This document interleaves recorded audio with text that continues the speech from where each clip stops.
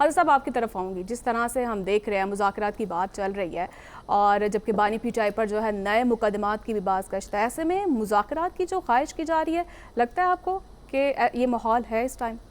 دیکھیں مہرین, بنیادی طور پہ ہمیں سارے منظرنامے کو 3 سچویشن میں دیکھنا چاہیے. نمبر 1 کہ یہ جو ابھی بات ہو رہی ہے کہ کوئی بھی سیاسی جماعت یا اس نے یہ فیصلہ کر لیا, میرے خیال میں سیاستدان کو جتنا میں قریب سے جانتا ہوں, شاید میں ابھی تک گزشتہ کو 15-17 سالوں میں یہ سمجھ پایا ہوں کہ سیاستدان کبھی مذاکرات کا دروازہ بند نہیں کرتے اور نہ ہی ادارے کرتے ہیں. ہاں اس شخص کے ساتھ یا اس جگہ پہ ضرور راستے بند ہو جاتے ہیں جو ریاست کے ساتھ ٹکراؤ کر دے, لیکن وہاں پر بھی کسی حد تک کہیں نہ کہیں گنجائش ضرور ہوتی ہے مذاکرات کے اور معاملات کو بہتر بنانے کے لیے, اور خاص طور پہ اس ایسے ماحول میں جب ایک عروج کا سیاسی عدم استحکام ہو, معاشی عدم استحکام ہو, حالات انتہائی خطرناک نہج پر پہنچ چکے ہوں, تو میرا نہیں خیال وہاں پر ضد اور انا کسی بھی جگہ سے کوئی سیاستدان یا کوئی تیسرا شخص جو ہے اٹھے اور معاملات کو اس نہج پر لے آئیں.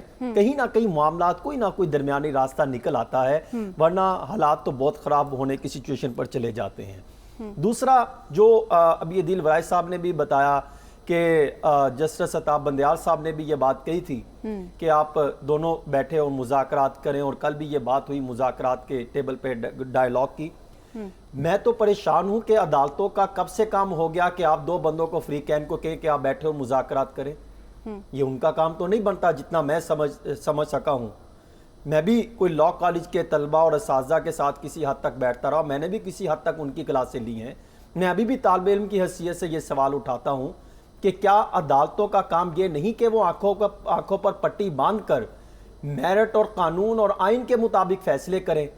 یہ کیسے ہو سکتا ہے کہ یہ عدالتیں کہیں کہ آپ جائیں اور 2 فریقین بیٹھیں اور آپس میں مذاکرات کریں, ڈائیلاگ کریں. ڈائیلاگ کروانا, مذاکرات کروانا کسی کے حق میں ہو یا کسی کے خلاف ہو, عدالتوں کا کام صرف میرٹ اور قانون کے مطابق فیصلے کرنا ہے. چاہے وہ کسی کے خلاف جائے, چاہے وہ کسی کے حق میں جائے, وہ اس کے مطابق فیصلے کرنا چاہیے. اور تیسری چیز کہ مذاکرات کے حالات اس ٹائم کیا چل رہے ہیں. دیکھیں بانی پاکستان تحریک انصاف, میں شروع سے لے کے اب تک اگر ان کے بیانات کا جائزہ لوں تو مجھے تو ایسا لگتا ہے کہ انہوں نے کسی کو با اختیار کیا ہی نہیں کہ وہ جا کے ان کی پوزیشن لے اور ان کے توسط سے یا ان کی پوزیشن کو استعمال کرتے ہوئے یا ان کی سرپرستی میں جا کر کہیں پر مذاکرات کریں. شروع سے لے کے آج تک آپ دیکھ لیں, چاہے وہ 2014 کے دھرنے ہوں یا اس وقت کے معاملات ہوں, وہ جاتے تھے, وہ سچویشن کو چیک ضرور کرنے کے لیے بندے میدان میں اتارا کرتے تھے, لیکن فیصلے وہ خود لیتے ہیں. اور گزشتہ چند دنوں میں جب ان کے آپ بیانات دیکھیے, جو ان کے کچھ مضامین لگے, کوئی شائع ہوئے, ان کا بھی جائزہ لیں تو ایسا لگتا ہے کہ وہ چاہتے ہیں وہ انہی کے ساتھ مذاکرات کریں جن کے ساتھ بھی وہ مذاکرات کرنے کی بار بار بات کرتے ہیں. وہ 2 پوائنٹ پر ہمیشہ بات کرتے ہیں, ان کے تو 2 نکاتی ایجنڈا ہے, تیسرا تو کوئی ایجنڈا ہی نہیں ہے. وہ کہتے ہیں کہ جو ظلم و تشدد کیا گیا ان کے کارکنوں پر, ان کے رہنماؤں پر, ان کو رہا کر دیا جائے. تیسرا وہ کہتے ہیں کہ جو عوام نے مینڈیٹ دیا اس کو تسلیم کیا جائے, اس کے مطابق آگے چلا جائے. اور یہاں پر جو ان کے بیانات کا جائزہ لیں تو ایسے لگتا ہے کہ وہ چاہتے ہیں کہ پہلے والا نکات کو عمل درآمد کرنے کے ساتھ دوسرے پوائنٹ پر جب مذاکرات کی بات کرنی ہے تو وہ اسٹیبلشمنٹ کے ساتھ بیٹھیں. اب وہ کہتے ہیں کہ آپ کیوں نہیں شہباز شریف صاحب یا آصف زرداری صاحب یا دیگر سیاسی جماعتوں کے ساتھ نہیں بیٹھتے؟ تو یہاں پر بھی آپ کو کچھ دیکھنا پڑے گا. وہ اس لیے کہتے ہیں, عارف علوی صاحب کا جو ساتھ نکاتی جو ایجنڈا ہے قابل عمل ہے.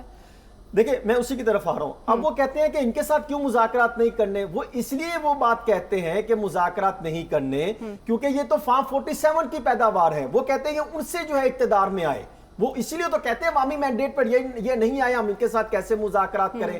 وہ یہ کہتے ہیں کہ ہم فارم 45 والوں کے ساتھ مذاکرات کرنا چاہتے ہیں. اور وہ کون ہے؟ وہ کہتے ہیں ہم خود ہیں. اور وہ کہتے ہیں 47 والے کون ہیں, ہم ان کے ساتھ مذاکرات کرنا چاہتے ہیں جو لے کر آئے.